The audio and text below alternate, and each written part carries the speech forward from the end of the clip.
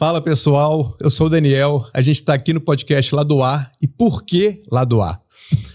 Basicamente a gente fala aqui de saúde mental e junto com o Luiz, meu amigo, psicólogo, eu sou designer e eu pensei muito sobre a questão de hoje em dia, questões psicológicas, né, os desafios que a gente tem no dia a dia.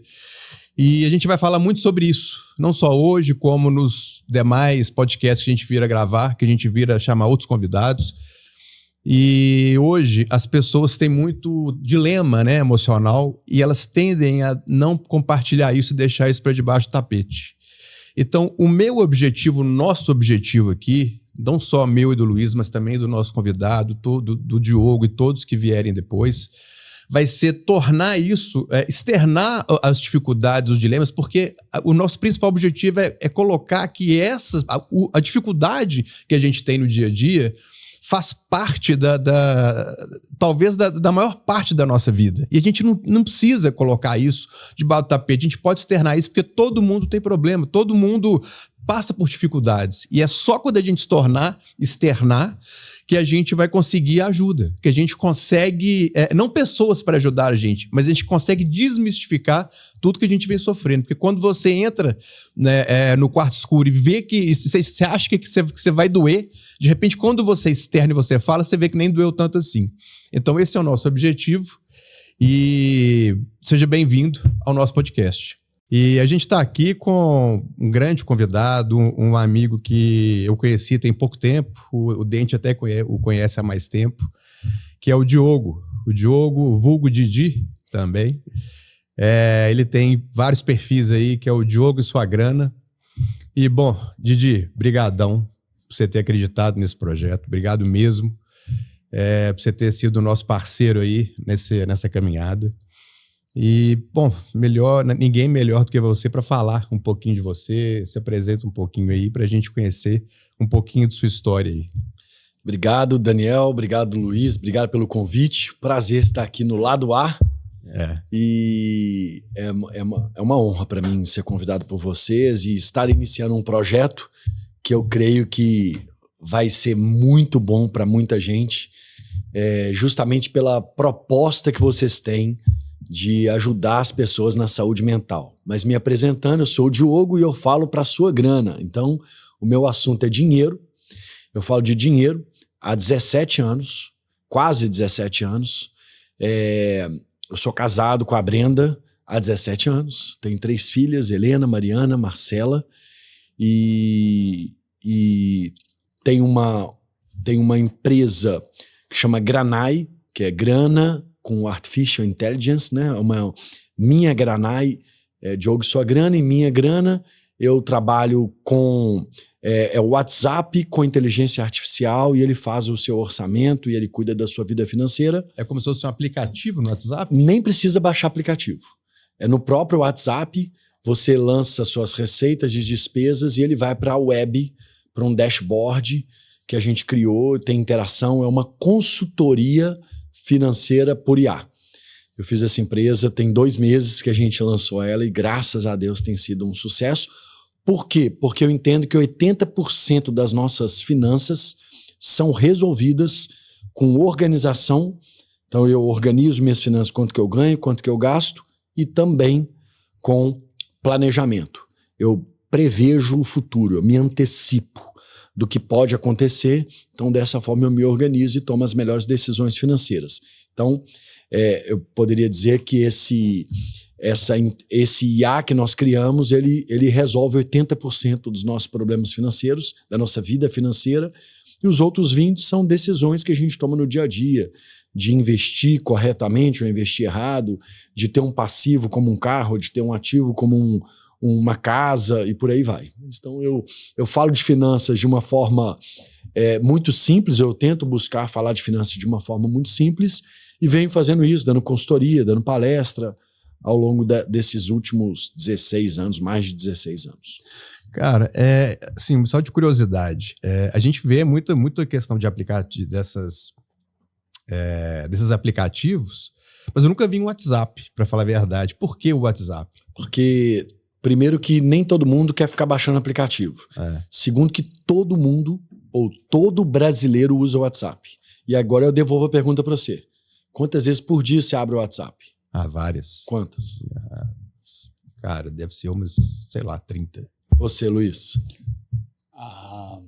Eu acho que mais de 50. Eu abro 100 vezes, pelo menos, em média, por dia. Então, não tinha nenhuma ferramenta melhor, na minha visão, do que o próprio WhatsApp. E é tão legal que você pode lançar uma despesa ou uma receita escrevendo, você pode colocar uma foto, um comprovante, ou você pode fazer áudio. Granai, gastei R$50 café da manhã no crédito. Que legal, hein, bicho? Legal, né? Legal demais. Essa ideia, tipo assim, você pegou lá fora, só pra entender, foi uma demanda sua que você, velho, preciso criar isso. Eu criei uma planilha financeira, e qual que é a grande objeção da planilha? A minha planilha já foi nesses... Eu criei a planilha antes do Diogo Sua Grana. Então a planilha já tem 20 anos, eu fui aperfeiçoando ela. Eu fiz um curso com você, já deve ter uns 12 anos. Aí, que legal. E eu uso a sua planilha até hoje. Pois é, então, Entendeu? qual que é a objeção da planilha? É a pessoa ter que saber mexer em Excel, porque é uma planilha em Excel, Isso. e a pessoa ter que ter computador. O mundo mudou demais, as pessoas hoje, o computador delas é isso aqui. E não mais computador, a CPU ali ou o notebook. As pessoas estão usando o celular. Então, nasceu de uma objeção. A planilha é maravilhosa, eu amo planilha, eu sou o rei da planilha, adoro. Você sabe que eu sou designer, mas adoro a planilha, né? Eu Aí. nunca vi nenhum designer que gosta de planilha. Eu também não. Aí. Só que se eu pego a planilha da minha esposa, é uma planilha que é igual o Matrix. Você só vê código, você só vê tabela e fórmula. A minha não, a minha é toda colorida. Aí eu tenho que mudar para fonte bold, que sei lá o quê. É meio diferente. E assim, uma coisa, né, um testemunho aqui da planilha do Diogo, assim, eu muitos anos antes de ser psicólogo, trabalhei com planejamento. E eu fazia, antes da planilha dele, aquela contabilizar, né? Colocar tudo na planilha. Mas o que mais me chamou a atenção da planilha do Diogo é o planejamento futuro. Ou seja, ele faz um orçamento do ano inteiro. Você tem lá todos os meses. Então, hoje, eu já sei... Ele tenta colocar uma responsabilidade na sua irresponsabilidade. E assim, hoje eu já sei qual é o mês que eu vou fazer a rematrícula dos meninos. Quando que é o mês que eu vou gastar mais, eu já vejo pela planilha, eu tenho dashboard de saber, nesse mês aqui eu preciso gastar mais, né? Desse mês aqui, igual, por exemplo, tem alguns meses que a gente ganha menos, porque por causa de férias, né? Então eu ganho de acordo com o meu trabalho ali, né? Não é um salário fixo. Então eu sei onde que eu tenho que tirar para repor daqueles outros meses, né? Dependendo do orçamento. Então, assim, foi uma planilha que abriu a minha visão demais. E você falou de planejamento, e planejamento é tudo. E o que eu descobri ao longo desses mais de 16 anos? Que as nossas despesas mensais, quando planejadas, elas se repetem todos os meses, com pouquíssimas exceções citadas pelo próprio Luiz. Matrícula de menino, o IPVA, Sim. o IPTU muitas vezes divide em 12 vezes, o seguro muitas vezes divide em 12 vezes.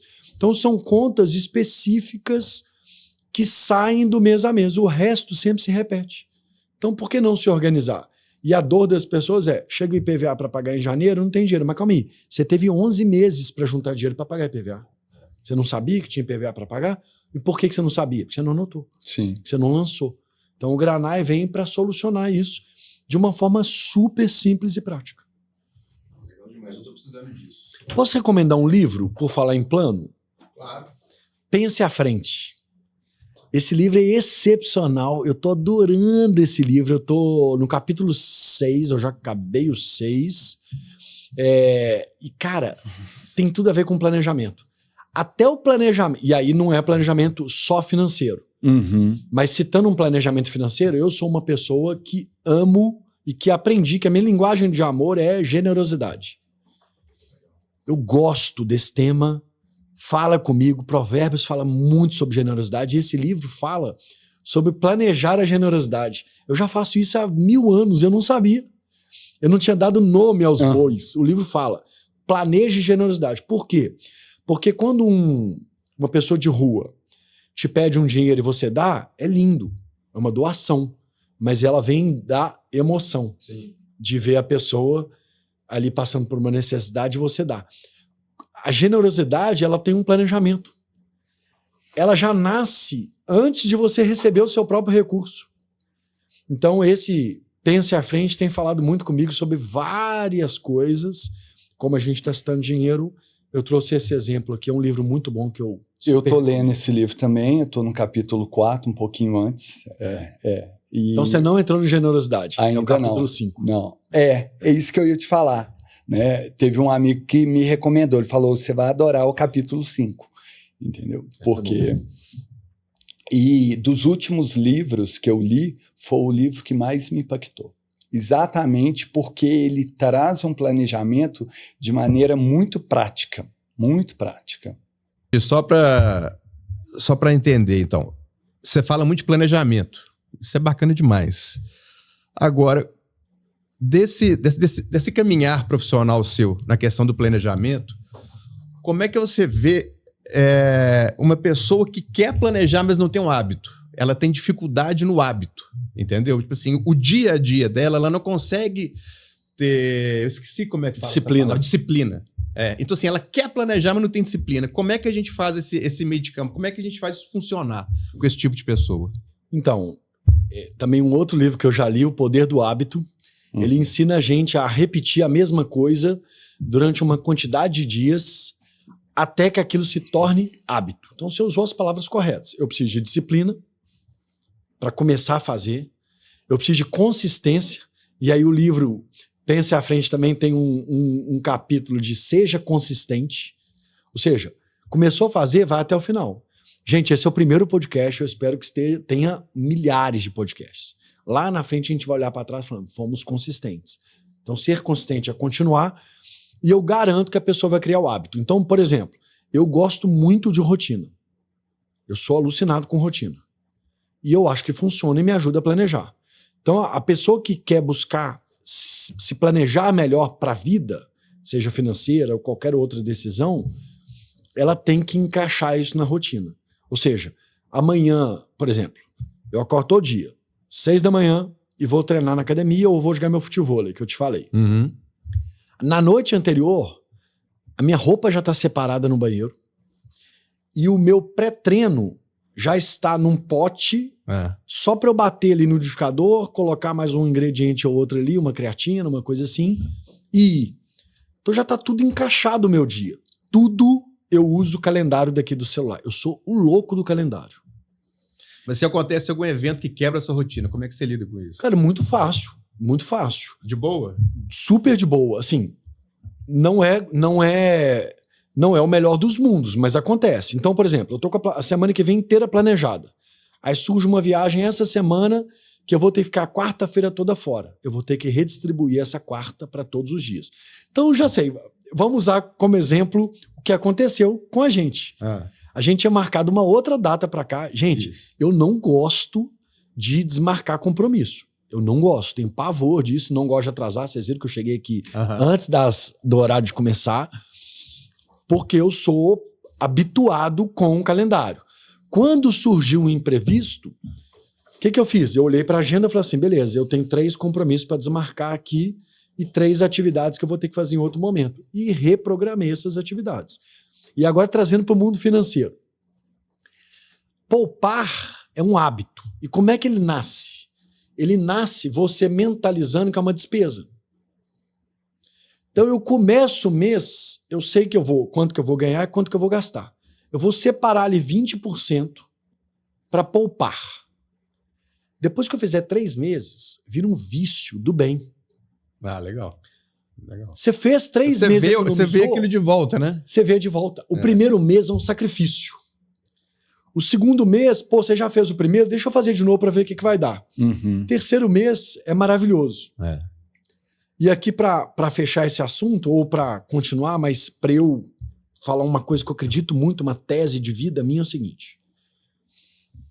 Tudo que é benéfico no longo prazo é maléfico no curto prazo. Interessante. Essa aí eu nunca escutei. Então pensa sobre isso. Eu vou deixar vocês darem exemplo. Se vocês não conseguirem, eu dou. Pensa aqui, Luiz. é maléfico no curto prazo. Então eu vou dar um exemplo, depois eu vou deixar vocês pensarem. Tá. O que é maléfico no curto prazo? Eu poupar dinheiro. Gente, fala a verdade, é um saco. Sim. Eu deixar de gastar com meus amigos no sair, Não, jogando fala bola, não, é difícil demais. restaurante. É isso. É difícil demais. Então é ruim ou bom no curto prazo? É Péssimo. ruim. É. E no longo prazo? Maravilhoso. Você imagina você poupando durante 10 anos, como é que é a sua vida daqui a 10 anos? Você imagina você poupar por 1 ano, você imagina você poupar por 30 anos. Ah, mas você, como é que fala, advogado diabo aqui? Por tá? favor. Beleza. Eu poupando a curto prazo, beleza, é ruim. Mas só que a gente está pensando que no longo prazo eu vou ter a mesma cabeça do curto prazo. Não vai ter. Não vai ter. Você vai ser transformado. Eu vou. Tá, mas A pode sua rolar um luta é desgaste. com Mas hoje. pode rolar um desgaste, não? Sua luta é com hoje. Daqui a 1 ano que você descobriu. Quantos anos você tem? 46. Durante 46 anos, suponhamos que você nunca poupou dinheiro. Você sempre gastou o que você ganhou. Não precisa supor, não. Então pronto. Aí você faz o sacrifício por 3 meses. Ah, Você descobre que em 3 meses você foi capaz existe vida. de juntar R$5.000.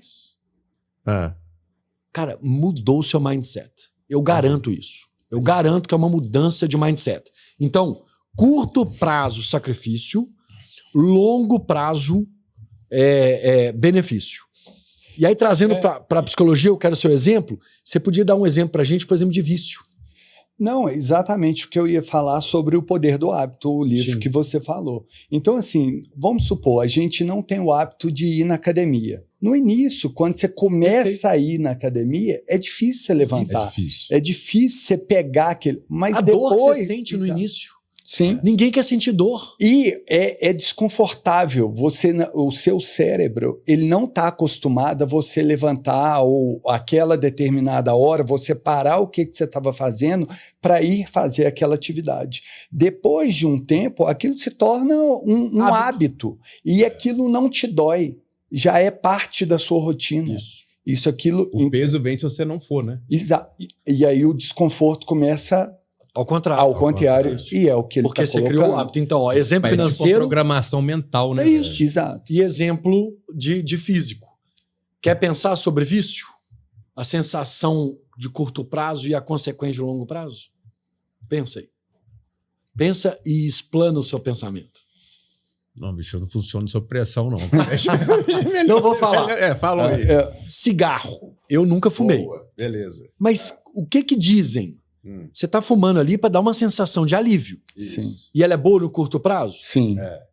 E ela é ruim no longo prazo? Demais. Então pensa que é exatamente o contrário. É sempre ao contrário. O que é bom no curto prazo é péssimo no longo prazo.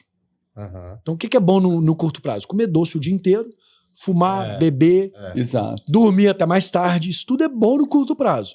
No longo prazo você vai ter consequências de obesidade, de vício, de dependência química, de falta de dinheiro, de pobreza. Agora, quando a gente vai ao contrário, eu tomo as decisões ruins por curto prazo, de malhar, de fazer academia, de fazer esporte, de comer direito, de comer corretamente, de não me embebedar, de não ter vícios em cigarro, droga, o que for. Qual que é a consequência? Guardar dinheiro, qual que é a consequência no longo prazo? Positivo. Longevidade, saúde mental, saúde física, saúde espiritual. A gente falou muito de livro aqui.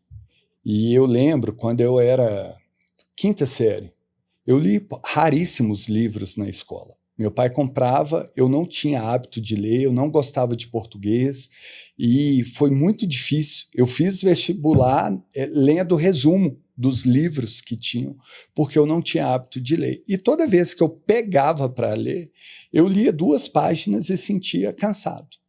Eu falo isso hoje com meus pacientes. É pesado. Só que é pesado. Só que depois de um tempo, eu comecei a ter interesse pela leitura.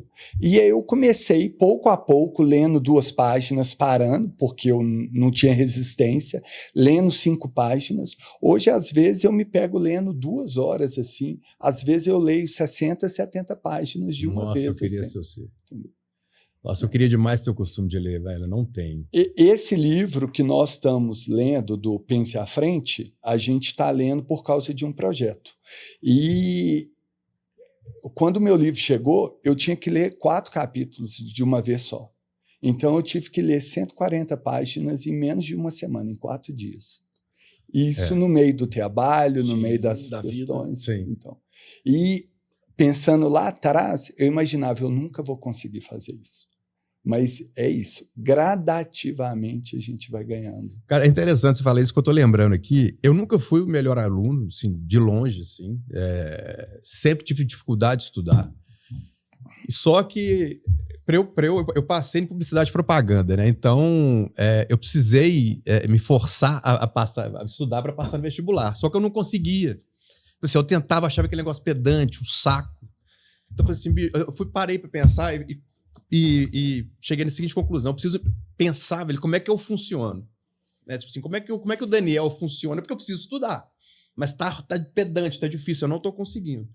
Aí eu descobri, cara, que o meu horário de estudo era de 12h às 3h. Então, assim, durante o dia, é porque eu senti, velho, quando eu estudava, eu não tava aproveitando. Tipo assim, eu podia fazer coisas legais na minha cabeça, sacou? Pô, minha cabeça funciona assim, é o certo ou errado, não sei. Eu acho que nessa questão de certo e errado é a característica.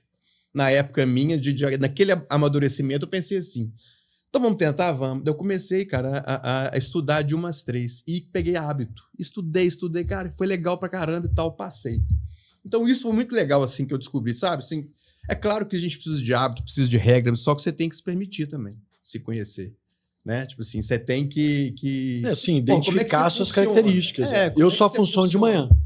Só de manhã? Só de manhã. Eu sou do dia total. Chega à noite, 9h da noite, já tô despencando, igual o tiozão. Eu sou o tiozão. Mas 6h da manhã eu tô de pé todos os dias. Todos os dias e bem disposto.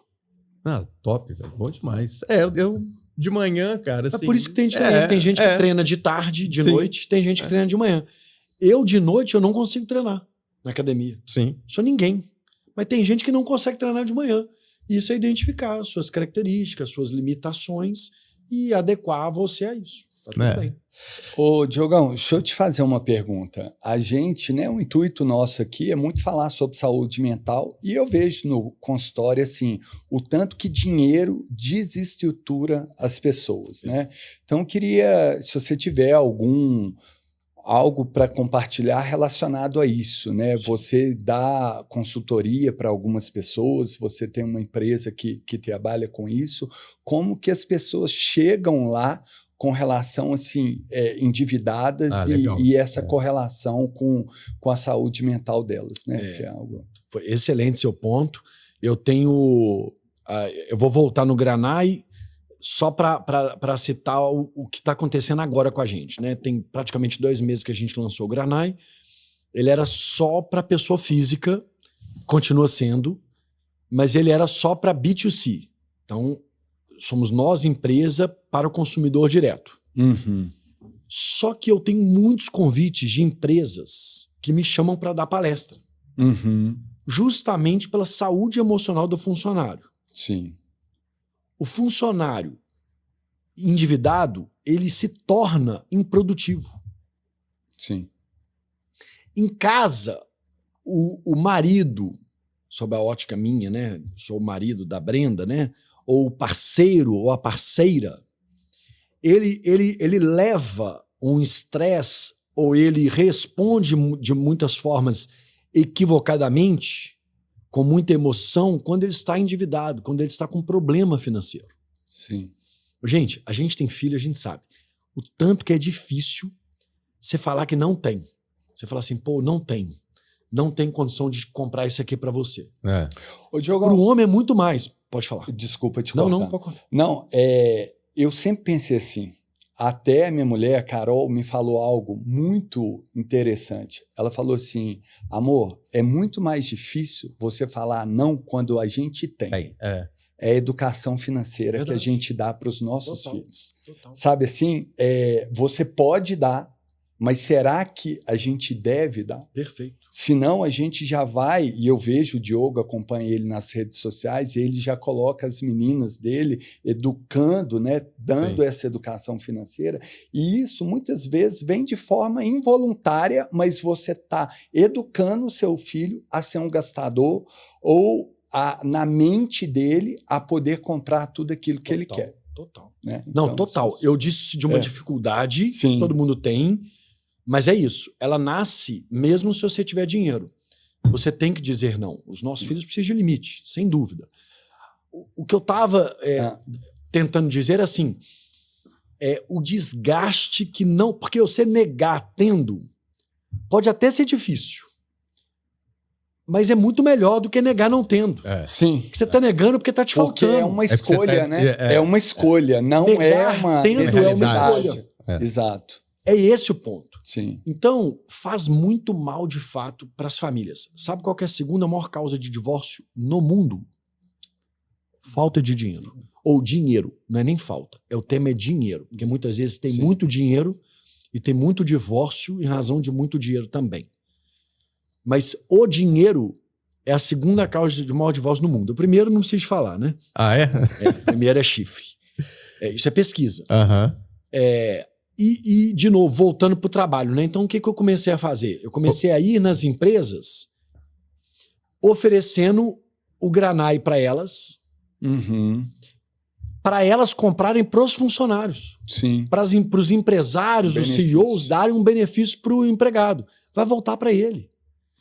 Porque pensa bem, lá atrás, na minha juventude, quando eu tinha 17 anos e eu era office boy, foi assim que eu comecei minha carreira, por necessidade de trabalhar, antes de começar a faculdade eu tive que trabalhar, e lá atrás era muito comum o patrão dizer o seguinte, não traz problema de casa para o trabalho não. Luiz, você é psicólogo. Como que eu não levo problema para o trabalho, gente? A gente evoluiu e hoje, em 2025, a gente sabe que está tudo atrelado, está tudo numa coisa só. Óbvio que eu não vou deixar com que o meu problema de casa, minha briga com a minha esposa, com meus filhos, ou meu problema financeiro de casa, eu não deveria deixar que ele atrapalhe o meu dia a dia na empresa. Mas alguma coisa ele vai atrapalhar. Sim. Ele vai diminuir meu desempenho, ele vai diminuir minha produtividade, porque ao invés de eu estar focado ali no que eu tenho para fazer da minha empresa, eu estou assim, vamos supor que eu nem esteja lembrando. Toco 011, eu agora é tudo 9 aqui, né? Poxa vida, o cara tá me ligando, estou endividado. Aí sua esposa lhe amor, acabou aqui dinheiro para comprar não sei o quê, transfere para cá. Gente, olha a confusão mental que você tem pela falta de planejamento, pela falta de organização. Então, respondendo de forma objetiva a sua pergunta, tudo na vida financeira, ou 80% da sua vida financeira, está resolvida apenas com 2 decisões. Organizar suas finanças, então você vai lançar tudo que você ganha e tudo que você gasta, porque você tem que saber para onde está indo o seu dinheiro, e planejar. E planejar é prever o futuro, não é mandinar não, viu, gente? Sim. É dizer o seguinte, se o meu futuro, se eu continuar ganhando o que eu ganho, gastando o que eu gasto, o que vai acontecer com a minha vida? Fazer esse planejamento. Ah, Diogo, mas mudou, tô ganhando mais. Replaneja. Ah, Diogo, mudou, tô ganhando menos. Replaneja. Mas você já tem um ponto de partida. Ô Didi, e tava até pensando no que você estava falando, cara, essa questão financeira, com a questão da saúde mental, é interessante porque, vamos supor, você estava falando da questão de levar problema para o trabalho. E eu vi uma frase muito simples, cara, eu não lembro de quem que foi, que ele falou o seguinte, cara, é impossível, porque você não sai de casa e deixa o coração e a mente em casa e vai trabalhar. Não tem jeito, né?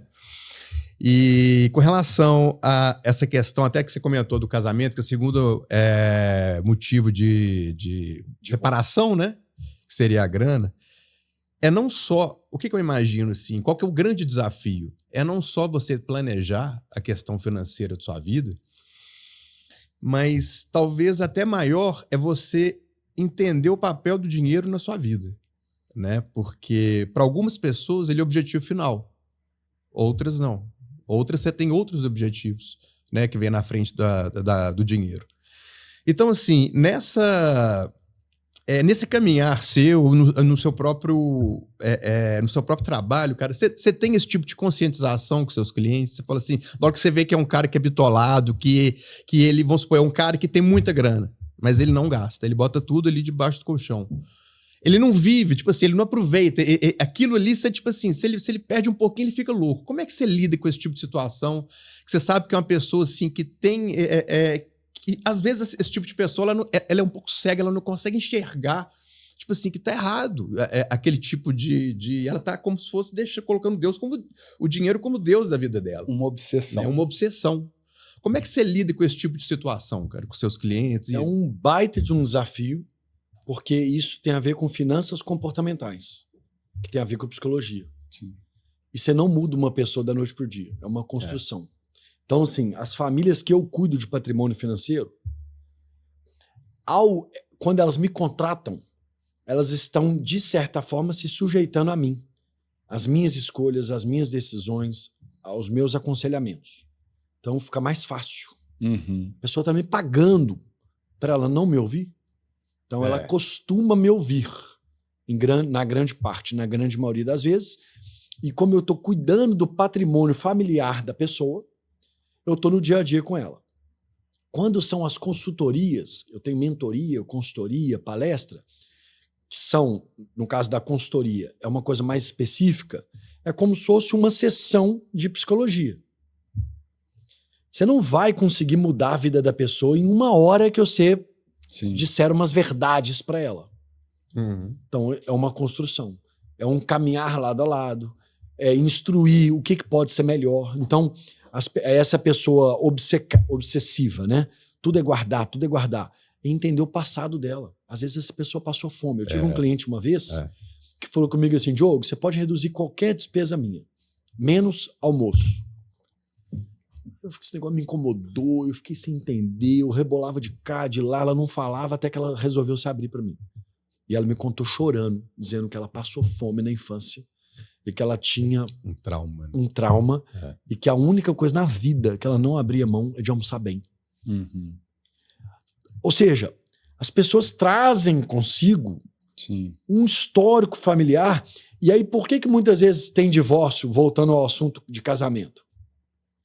Porque a bagagem de uma família aqui, de um tanto de crise, de um tanto de mania, de um tanto de crenças limitantes versus uma outra aqui, gera muito conflito. Por isso que é tão bom namorar, né? Pra você conhecer a pessoa, identificar as características dela, para depois você tomar a decisão de casar.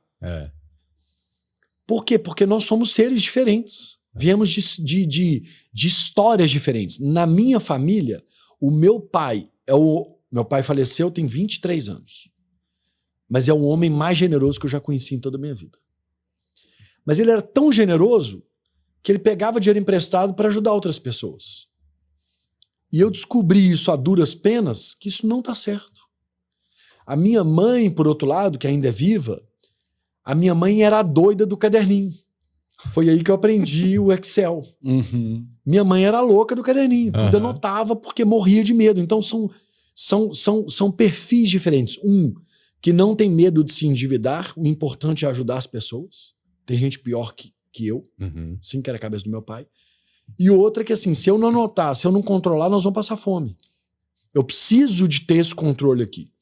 Aí 2 polos, né, Diogão? E eu acho que você veio um pouco equilibrar esses 2 polos. Equilibrar os 2 pratinhos. Falar, calma aí, dá para ser generoso, mas para planejar a generosidade, dá para ajudar as pessoas, mas dá para viver melhor? Dá para ir no meio termo? Dá para viver, dá para anotar, controlar, cuidar, mas dá para dar o que eu tenho? Porque eu vou dar o que eu não tenho?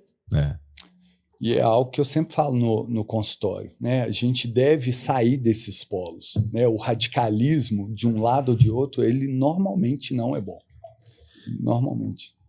Cara, vamos pegar assim, eu tenho uma maneira assim, de funcionar meio, não é que é diferente, né? Mas meio peculiar. Vou dar um exemplo aqui.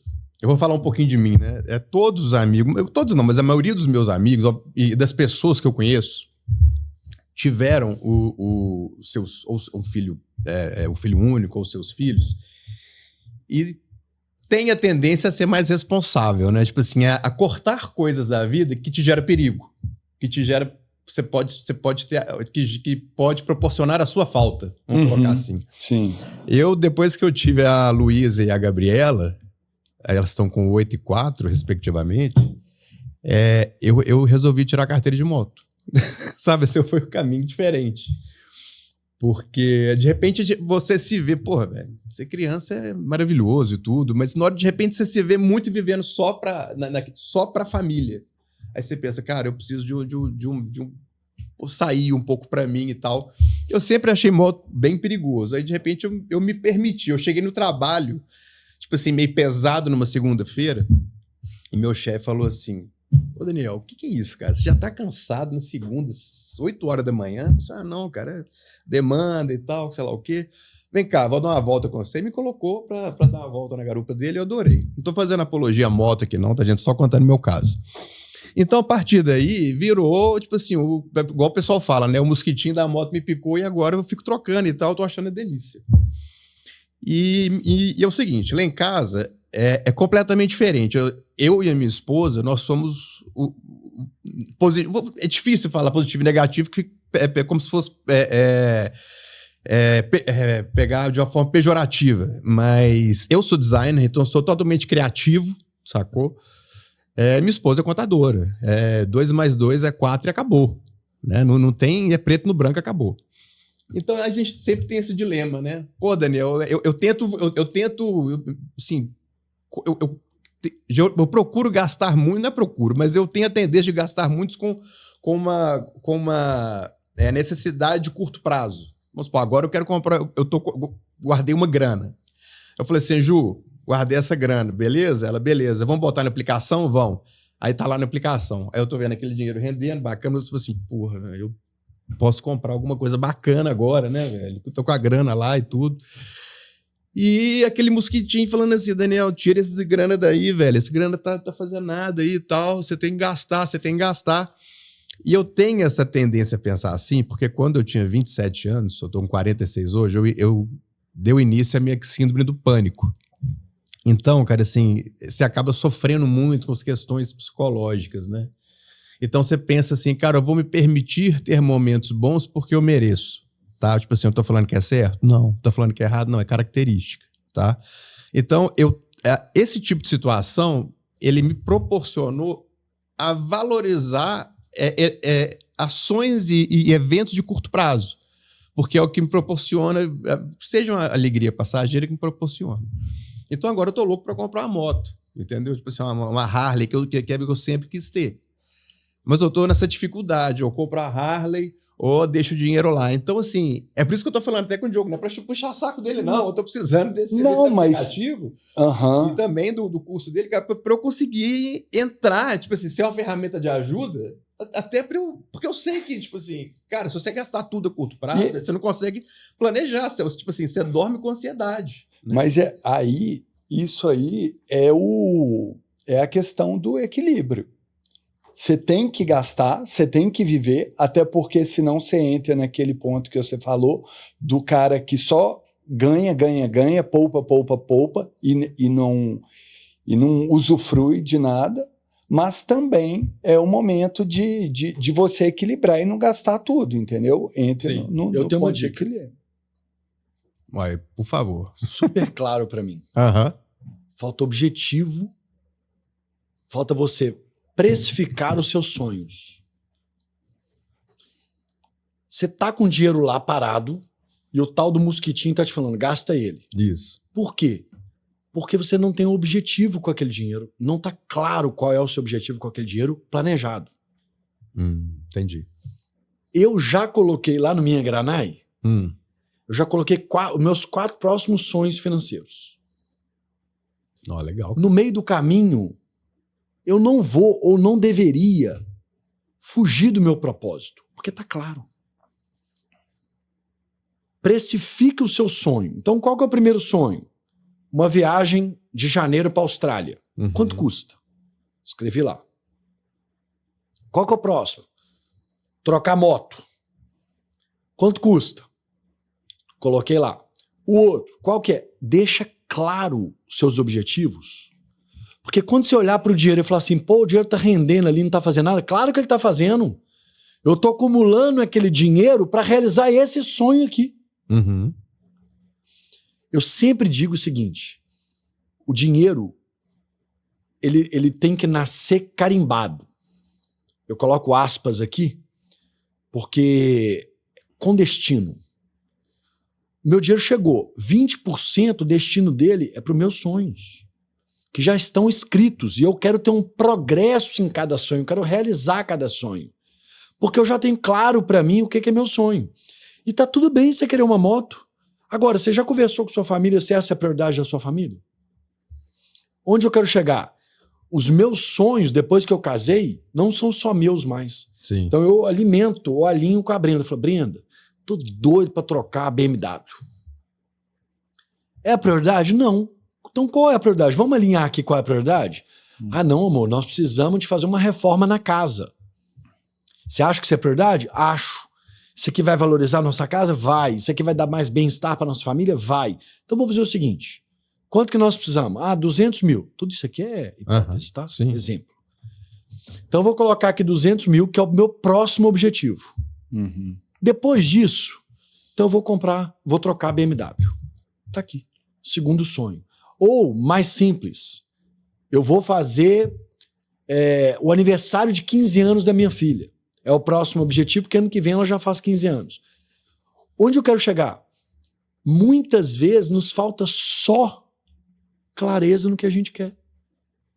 Quando você virou nesse microfone e falou assim, não, porque eu tô vendo dinheiro parado sem nada para fazer, falta objetivo. Só isso. Dá destino pro seu dinheiro antes de você gastar. Porque aí você vai ter o custo de oportunidade. Eu vou torrar ele agora, ao invés de fazer a reforma na minha casa, que vai atender 4 pessoas, por causa do meu desejo aqui de ter a moto, tá tudo bem.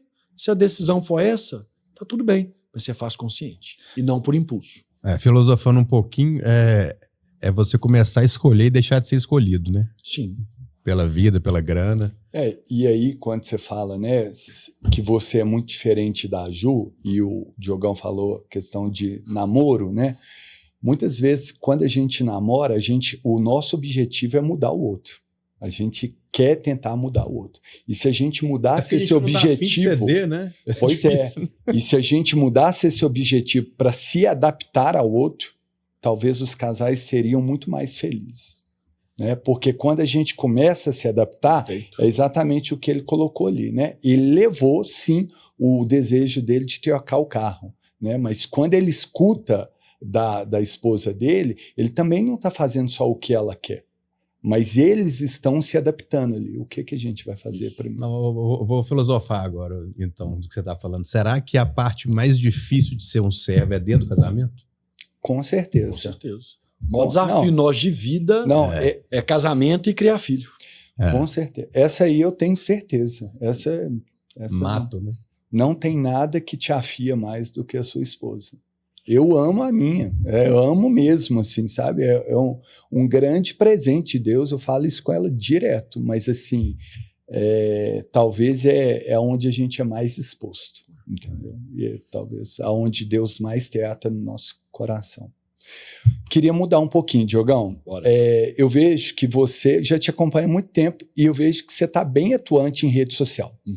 E para mim, rede social hoje é o grande problema dentro do meu consultório. Uhum. Né? O celular em si, desde criança, adolescente, jovem, adulto e idoso. Né? Há um consumo excessivo e o objetivo daqui do lado A é humanizar novamente as pessoas. Uhum. Talvez o podcast chama lado A, a gente pensou em chamar lado B, mas as pessoas estão do lado B, a gente quer voltar elas para o lado A, entendeu? Virando, né, o disco da nossa mente. Uhum. Então, assim, Diogão, você que está tão ligado às redes sociais, o que me preocupa hoje é que as pessoas entrem para as redes sociais, que é uma bênção, assim, rede social é uma tecnologia, é algo, mas tem feito tão mal para elas, sabe? Verdade. Tão mal. O que você poderia falar disso? Você que está tão envolvido, assim, com redes sociais. Sim. Então, desafio bem grande. Como é que eu faço com as minhas filhas? 12, 10 e 5 anos. A de 5 não tem celular. Tem um tablet que ela pode usar 1 hora por dia. Eu acho que é meia hora por dia. E mais meia hora de televisão. As 2 que têm celular, tudo tem limite. Então tem ali por exemplo, 15 minutos de Instagram, mais 15 minutos de FaceTime, mais 1 hora de WhatsApp, elas têm limites. Então, eu acho que um limitador é um apoio que a gente tem para esse mundo de 24 horas no celular. A gente começou citando isso aqui, quantas vezes que a gente entra no WhatsApp. Meu trabalho está aqui no WhatsApp. As minhas finanças estão no WhatsApp. Então é muito difícil retroceder a zero. Sim.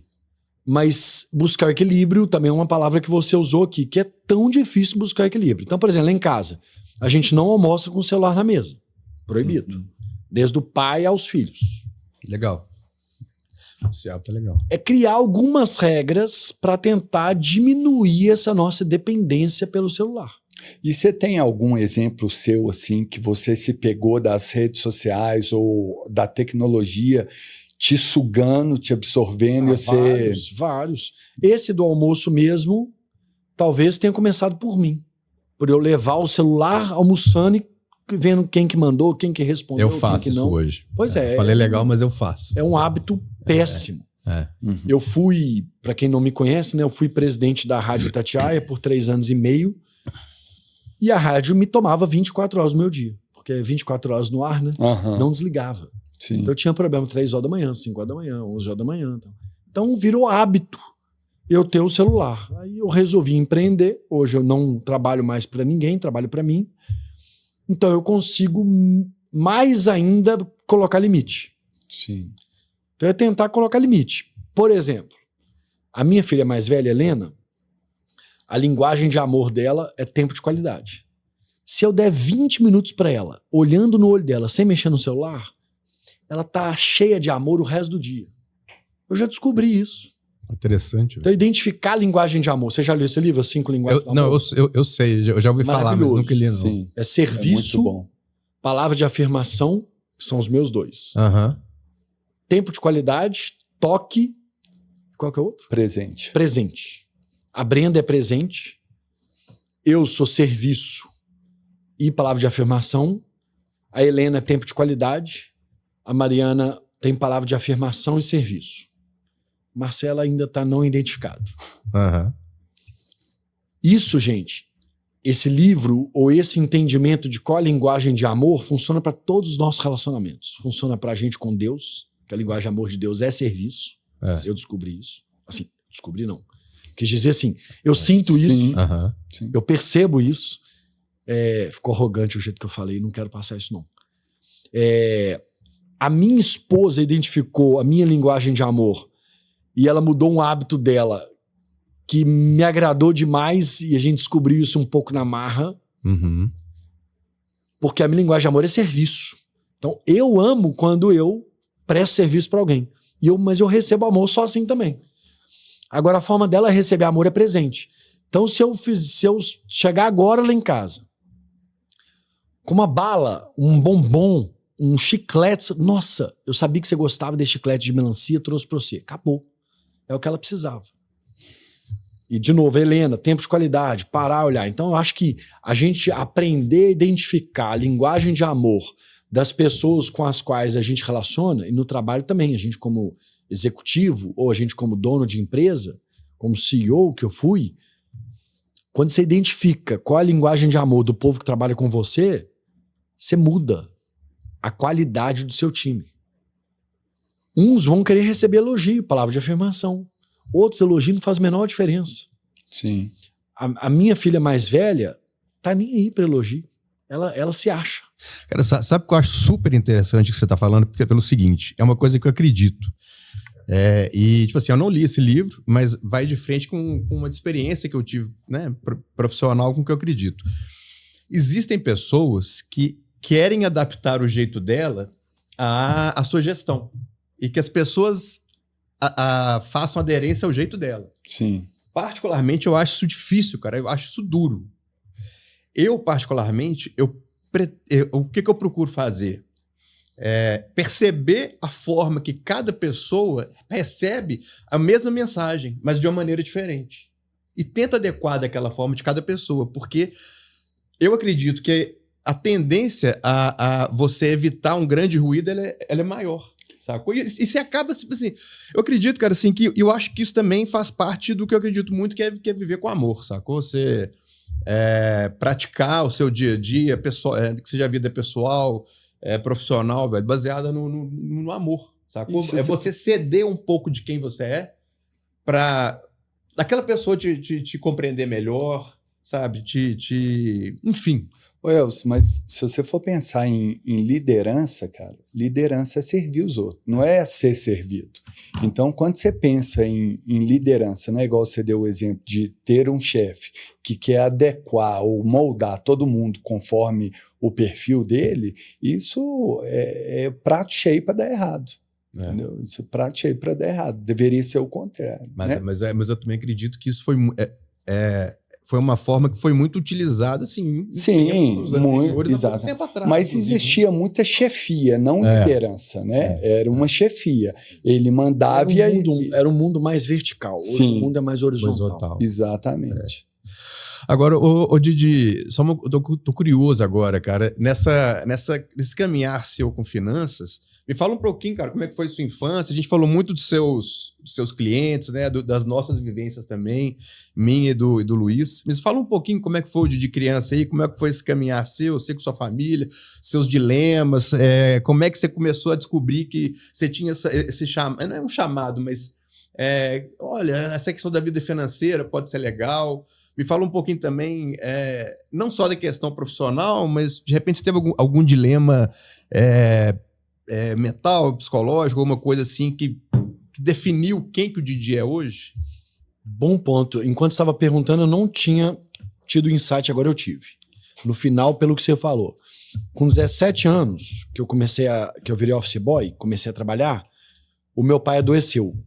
De verdade. Porque ele já tinha tido ele teve tumor 10 anos antes dos meus 17. Então, lá, quando eu tinha 7, 8 anos, ele teve um tumor, mas saiu, viveu bem 10 anos. Aos 17, o meu pai teve que operar de tumor no cérebro de novo, que virou um câncer. Uhum. Nesse momento, falei, vou perder meu pai, não vou dar conta, vou suicidar. Você tinha 17. 17 anos. Lá eu falava, se meu pai... Eu já expressei isso. Se meu pai morrer, eu morro. E Deus foi tão misericordioso que ele demorou, ele permitiu que meu pai vivesse mais até que eu amadurecesse. Meu pai morreu, eu tinha 21. Oh. Então eu sofri 3, 4 anos. Uhum. Para muita gente, esse período de sofrimento é muito ruim. As pessoas dizem, é melhor que tivesse morrido rápido. Mas para mim, não. A minha sobrevivência, eu creio, olhando para trás, que ela aconteceu por esse período de amadurecimento. Um período que eu virei arrimo de família. Um período que eu tive que amadurecer 40 anos em 4. Juscelino Kubitschek aqui, 55. Uhum. Eu amadureci demais. Então, eu creio que tive uma infância maravilhosa. Meus pais converteram, eu tinha a Jesus, né? Eu tinha 8 anos de idade, sempre fui de grupo, sempre participei da igreja, sempre fui ativo, cantando, fazendo teatro. O que você imaginar eu já fiz, pregando, viajando mundo afora. Mundo afora não, Brasil afora. Teatro, você chegou a fazer? Fiz 10 anos de teatro, de 8 aos 18. Cristão, dentro da igreja. Então a gente sempre foi envolvido com a igreja, nunca passei fome, nunca passei necessidade, nunca tive, na minha infância e juventude, nunca tive dinheiro sobrando. Uhum. Nunca. Mas nunca passei necessidade. A viagenzinha para Guaraparis ou para Jacareí acontecia uma vez por ano, de Belina. Uhum. E meu pai tinha um belinão ali e o peruá não. Não. O peruá não tinha dinheiro para comprar. O peruá eu comia da minha sogra, aí já ia ali entre os 18 e os 22, a minha sogra pediu o peruá, era a chance que eu tinha de comer um pedacinho. E depois eu voltei lá, aí já para meus 26, 27 anos, que eu já tinha um pouco mais de dinheiro, aí eu comprei meu primeiro peruá sozinho, eu lembro direitinho, aquele peruá lotado de óleo, né, como é o peruá de Guaraparis. Mas aí uma tia da minha esposa pediu um pedaço, falei assim, ô tia Érica, por favor, eu compro outro para você, mas esse eu preciso comer. Olha a minha dor. Sim. Esse eu preciso comer sozinho. Sim. É uma questão assim de olhar para trás e ter gratidão e saber que agora eu posso comprar o meu peixe. Então, a minha vida foi assim, basicamente, muito alegre, recebi muito amor, meus pais, da minha irmã. Minha irmã é uma super protetora, mais velha que eu sou mais maduro que ela. Uhum. Eu cresci muito mais cedo que ela, mas ela sempre foi a minha protetora, assim, minha puxa-saco. Uhum. Eu brinco com ela que a maior puxa-saco minha é ela, era meu pai, virou ela. E de onde que nasceu as finanças? De uma dor. De ver minha casa não tendo nada, assim. Meu pai pegando emprestado para ajudar os outros, ou pegando emprestado para sobreviver e vivendo ali para pagar a conta. Então nasceu dessa dor, eu falei, pô, eu tenho que fazer diferente. Eu tenho que mudar a minha realidade. E quando eu atinei para isso, eu já trabalhava, já ganhava o meu dinheiro, meu primeiro salário era R$113 de office boy, depois virei assistente administrativo, fui promovido para office boy interno, né?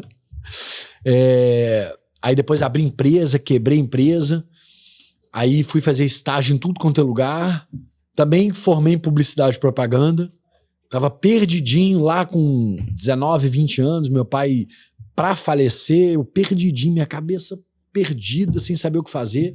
Tomei bomba na 5ª série, nunca fui o melhor aluno da sala. Tomei na 5ª, 8ª e 1º. Ah, tomei só na 5ª. Eu também só tomei na 5ª. Minha irmã tomou 2 na 5ª. Aí fui para a faculdade já com outra cabeça, porque eu fui ajudado a pagar minha faculdade. 5. 3 primos e 2 tios pagavam metade da minha faculdade, a outra metade eu que pagava. E eu lembro direitinho, você falou do Peruá, lembrei aqui do McDonald's, que eu pegava um ônibus, eu morava na Serra, e eu pegava, na época era 2001, acho que hoje é 4102, para quem é daqui de Belo Horizonte, eu pegava ele lá no UniBH, lá no Antônio Carlos, e parava na porta do McDonald's todo dia, porque eu atravessava, morava para dentro, assim. Aí eu parava na porta do McDonald's e eu ficava, e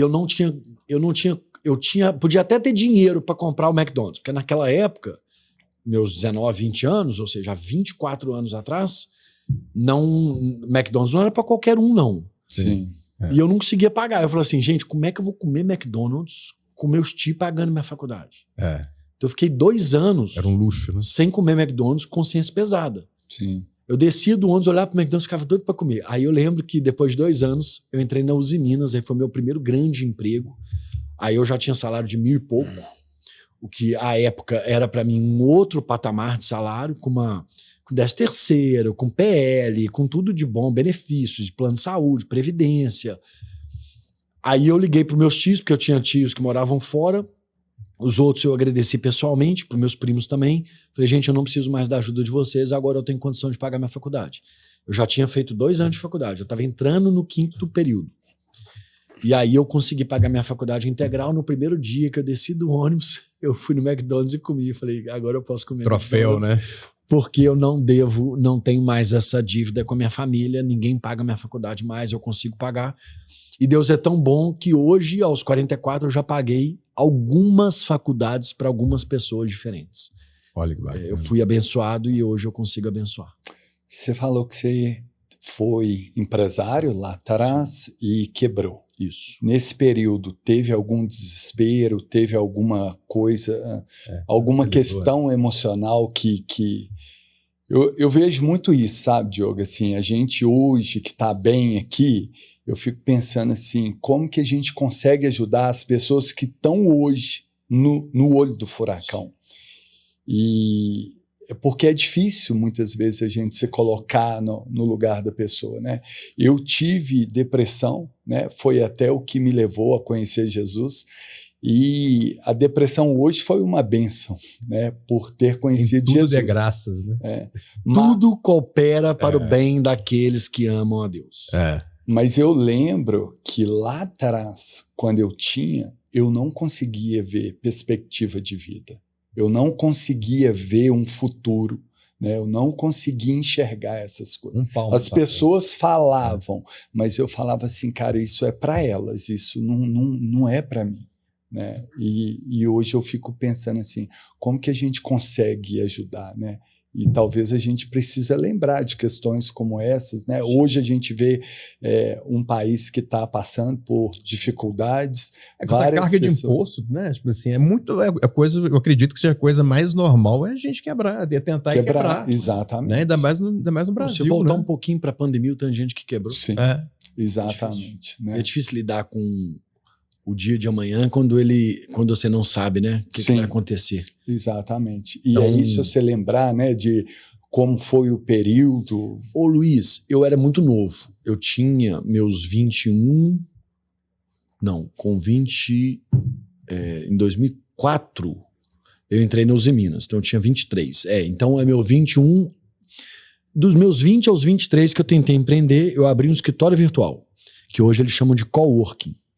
Hoje é super famoso, super normal, todo mundo usa, mas eu fui o pioneiro em Belo Horizonte. Você já tinha visão do digital? Nem era do digital, era dos profissionais liberais que não tinham lugar para atender os clientes. Ah, tá, entendi. Eu ficava, você tem que pagar um aluguel. A gente tá falando de impostos, né? Sim. No Brasil, você recebe, não interessa se você vai ter lucro, você já tem que tirar imposto aqui. É uma loucura. Você tira imposto do revenue, né? Do faturamento. Sim. Aí eu falava, como é que você ainda paga aluguel? Aí eu com mais 2 sócias, a gente abriu. Mas eu era muito novo. Então, eu estava numa época fácil de errar. Eu não lembro de ter tido nenhum baque emocional por causa disso. Hoje é muito mais difícil para mim. Então, vamos lá. Eu resolvi empreender. O empreendimento tem um custo. Sim. Não tem aquele salário dia 1º de cada mês que pinga no seu bolso. Você passa o mês fazendo o seu dinheiro. Sim. Então, por mais que, graças a Deus, Deus tenha abençoado muito e o Diogo Sua Grana tem dado muito certo, cara, mudou meu patamar. Porque antes era faça chuva, faça sol, dia 1º, dinheiro na conta.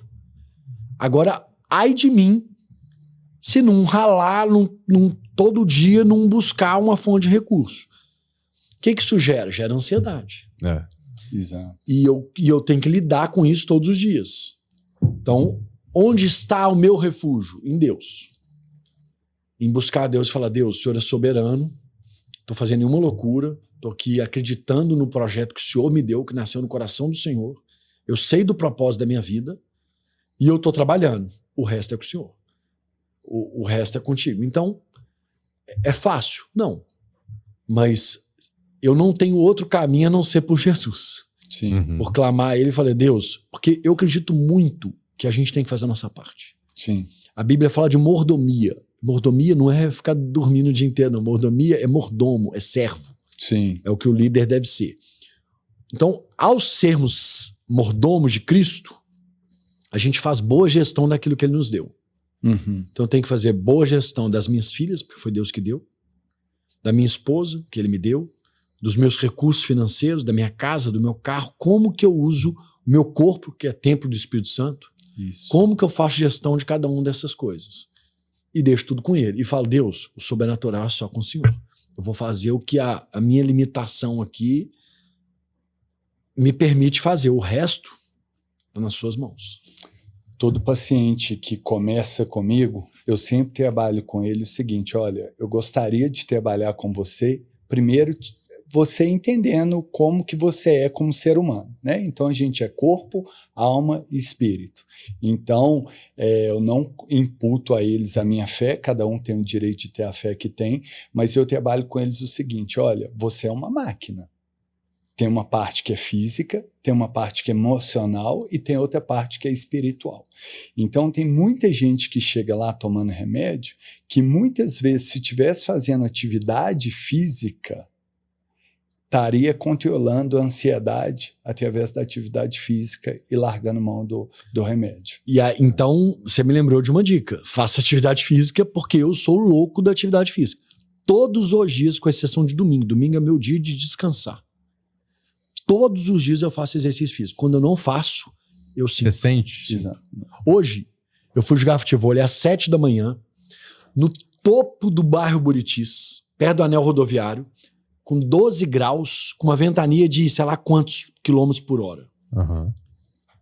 Por que eu fui? Porque na minha cabeça veio o seguinte, se você não for, você vai se arrepender. Aí eu fui. Aí é o peso. Aí depois que você sai de lá, você sai com energia. Sim. Com Ainda bem que eu vim, né? Ainda bem que eu vim. Exato. Isso acontece comigo direto. Eu faço jiu-jitsu e academia, né? Eu faço a 7 também. E tô começando a fazer por causa dele também. Isso aí. E a minha sensação é isso. Termina às 8. 8 horas da manhã eu falo assim, já ganhei meu dia. A sensação de vitalidade, de energia para trabalhar, para fazer todas as outras coisas é sensacional, entendeu? Ô Didi, eu ia até te perguntar sobre a questão dos valores, né? Tipo assim, quem que é o Didi hoje? A sua história que você percorreu até hoje, o que você acredita, mas eu acho que eu nem vou passar por essa pergunta que, pelo que a gente dá para ver, são valores cristãos, né? Sim. Que você tem, né? São valores de acordo com a vontade de Deus. Sim. E, bom, o que eu queria passar aqui, para a gente deixar uma mensagem também para quem está assistindo a gente, e que é o principal tema, né, do nosso podcast do Lado A, é o seguinte, eu não lembro ao certo quem que falou isso, mas eu vou só replicar que eu acho que eu vi muito sentido na frase dessa pessoa, que é o seguinte, antigamente, antes das redes sociais, você tinha um mini ócio, que é ficar em fila de banco, ficar em fila de hospital, enfim, algum momento que você não está fazendo nada, tá? E nesse momento, você está, sem a gente perceber, a gente está amolando o machado, né? Tipo assim, você está recarregando a sua energia porque você não está absorvendo nada, né? E hoje, com o advento da internet, das redes sociais, hoje não, né, velho? Isso a gente já tá já tem muito tempo que isso existe. Então as pessoas, quando elas estão num momento de ociedade, esperando alguma coisa, elas consomem informação. E isso acaba com a energia das pessoas, assim, elas ficam desvitalizadas sem saber por quê. Eu disse, bicho, mas eu fiz a mesma coisa de sempre, por que eu tô tão, acordei mal, acordei desvitalizado? E essa pessoa falou que hoje a gente não amola mais o machado. Hoje a gente recebe muita informação, a gente fica cansado, não precisa absorver tanta informação, né, que as pessoas absorvem. E isso tá, tipo assim, deixando as pessoas fazendo mal para a vida delas, né, tanto fisicamente quanto mentalmente. Então, o que eu queria ver, né, tipo, pedir para você dar, o que você enxerga como um conselho bacana para quem está vendo a gente, como é que essa pessoa... Porque a gente não está aqui para demonizar ou para falar mal de quem cria o conteúdo. Mas eu imagino que o problema é que as pessoas não estão sabendo consumir, né? Então, é isso, cara. Eu queria saber um pouquinho do que você enxerga, como é que a gente pode mudar o nosso hábito de consumo da internet, de redes sociais, até para pegar esses criadores de conteúdo e fazer eles descerem, saírem do posto assim, de que muitas pessoas enxergam como semideus e deixar e todo mundo ver que eles são gente como a gente, né? Por isso que você está aqui também, para contar um pouquinho de sua vida. Você que é um criador de conteúdo bacana, que tem um papel importante também na comunicação da sociedade. Então, fala um pouquinho, o que você acredita que a gente pode fazer para ter uma vida melhor nesse sentido? Primeiro, é te falar que eu não sou o melhor exemplo para isso. Segundo, dizer que eu concordo que a nossa esposa nos afia. Então, se ela estivesse aqui do meu lado, eu não poderia ser cara de pau de falar algo que eu não vivo. Eu vou imaginar que ela está aqui porque ela não está, mas Deus está e Deus sabe da verdade. É um desafio. Super difícil você esperar hoje sem abrir o celular. Agora, criar hábitos saudáveis ajuda nisso. Então eu vou te falar uma mania que eu tinha que eu não tenho mais. Eu acordava, a primeira coisa que eu fazia é olhar o celular para ver o que aconteceu durante o tempo que eu estava dormindo. Hoje eu não faço mais. Hoje já há bastante tempo. O que eu faço? Deitado ainda eu oro. Agradeço a Deus de ter acordado, de ter vida, de ter saúde, de poder fazer o que eu faço, consagro o dia a Deus. Levanto, tomo água, que eu descobri que é bom demais água, sem você mexer praticamente, porque todos os seus órgãos vão trabalhar a favor de direcionar a sua água para o lugar certo e absorver todos os nutrientes da água. Bebo água. Levanto, sem celular, vou ao banheiro, escova a língua, escova o dente, faço as necessidades, aí depois eu pego o celular. Isso já me ajudou. O que mais? Almoço, sem celular na mesa.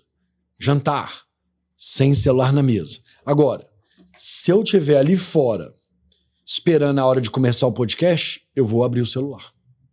Uhum. É difícil, né, cara? Eu devolvo pro Luiz se ele tem ferramentas que nos ajudem a não fazer isso. Porque eu me desafio todos os dias a ser polido com esse novo momento de mundo que a gente vive, que nos leva a toda hora querer pegar no celular. É porque o mais difícil é você botar essa frase em prática, né? Tudo tem sua hora. A gente fala isso para criança, mas a gente também precisa disso, né? Mais do que nunca. Para mim, o grande ponto, cara, é a gente ser um pouco mais intencional nas coisas. A gente, sem perceber, a gente perde o controle da nossa vida e vai vivendo, é isso. E eu vejo muito dentro do consultório as pessoas invertendo, né? Na hora que está no trabalho, está pensando em questões de casa, da esposa, do filho, de problemas financeiros, de questões de tudo que está envolvido dentro da casa dele.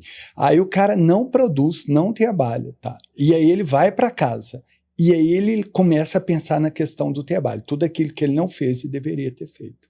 Então, a gente precisa começar, claro que no começo, igual a gente já falou, tudo é muito difícil, você não tem o hábito daquilo, você não tem experiência.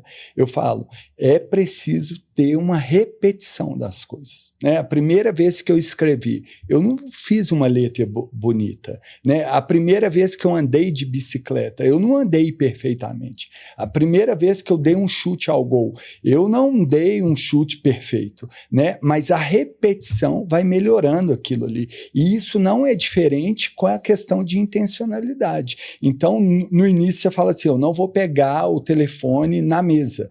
Talvez você até leve ele para a mesa, né? O ideal é não levar. Mas vamos supor, na hora que você vê que você pegou, você intencionalmente fala, eu vou largar. Talvez comece com pequenos desafios, né, cara? Exato. Nada é muito drástico, né? Sim. Porque também a gente não vai conseguir, né? Sim. Não adianta. Exatamente. Diogão, mais uma vez, velho, brigadão. Valeu. Muito obrigado, cara, por ter aceitado o convite, por ter acreditado no nosso projeto mesmo. Sacou? Quando eu conversei com o Luiz e a gente falou assim, vamos pensar no convidado, e ele falou do Diogo, eu falei assim, não, é de primeiro, pô, vambora. Bacana demais, e mandei, né, um áudio pra você, nossa, adorei a proposta e tudo, eu fiquei super feliz. E, bom, cara, te agradecer, brigadão, né, por ter aceitado o nosso convite, e é isso. Eu também quero agradecer. A gente não é tão amigo, mas eu conheço o Diogo há bastante tempo, admiro ele, conheço a história dele. Eu vi, né? Eu fiz aquele curso lá em 2007, 2008 e vi o crescimento dele, mas eu conheço o coração do Diogo, né? Eu sei o tanto que ele é generoso, o trabalho dele, né? Eu tenho pessoas que trabalham com ele e estão mais próximos, né? E quando nós pensamos, eu falei 2 assuntos que pegam muito, o financeiro, abala emocionalmente muitas pessoas, e a rede social, né? São coisas que descontrolam também tantas pessoas. Então, assim, eu falei, não poderia ter um amigo, né? Eu te tenho como amigo. Considero você também. Sabe? E eu falei, vai ser ótimo. E realmente foi. Que bom, que bom. Estou muito feliz também de ter sido convidado para o primeiro de muitos. E eu quero encorajar vocês dois a não pararem. Eu encorajo vocês a continuarem, a fazerem mais vezes. Muita gente precisa. Como é importante esse assunto, saúde emocional. E, gente, quero fazer um pedido para vocês agora em nome dos dois. Curtam esse vídeo, compartilhem esse vídeo, divulguem por WhatsApp esse link, divulguem pelo YouTube, façam chegar a mais pessoas para a gente conseguir abençoar mais pessoas e encorajá-los a continuar nesse projeto. E me sigam lá nas redes sociais, Diogo e Sua Grana, porque eu sou o Diogo e eu falo para Sua Grana. Valeu. Valeu, gente. Obrigado.